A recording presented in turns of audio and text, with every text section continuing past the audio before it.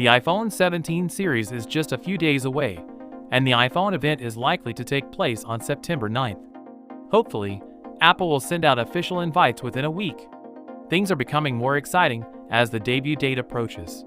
Let's go over some of the most recent details on the impending iPhone 17. Several sources have stated that the revamp will take place this year, and there's a rectangular camera bar in the back. This new design is long overdue, given that the most recent major change occurred with the iPhone 11 Pro and 11 Pro Max. This camera hump is more than just an aesthetic adjustment. The back will also have a totally new camera setup. The triple 48-megapixel rear camera will be a game changer. This year's new feature is the 48-megapixel variable periscope zoom lens camera, which will compete directly with Samsung's Galaxy S25 zoom capabilities. According to Ice Universe, this year's iPhone 17 Pro Max will finally outperform the Galaxy S25 Ultra in terms of zoom. Although not officially verified, it is claimed that the iPhone 17 Pro Max will include at least 8x optical zoom.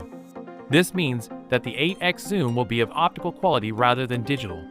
Furthermore, the front-facing camera is receiving a significant improvement. The 24-megapixel camera will capture far more detail in selfies and movies. The next most anticipated feature is the new anti-reflective coating on the iPhone 17 series.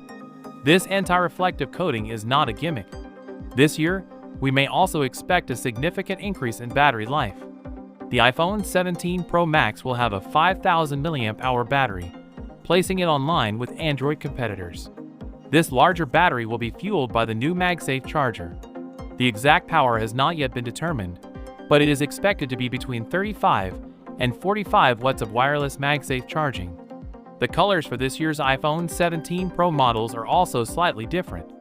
The 17 Pro will be available in 2 additional colors, speculated to be dark or deep blue and orange.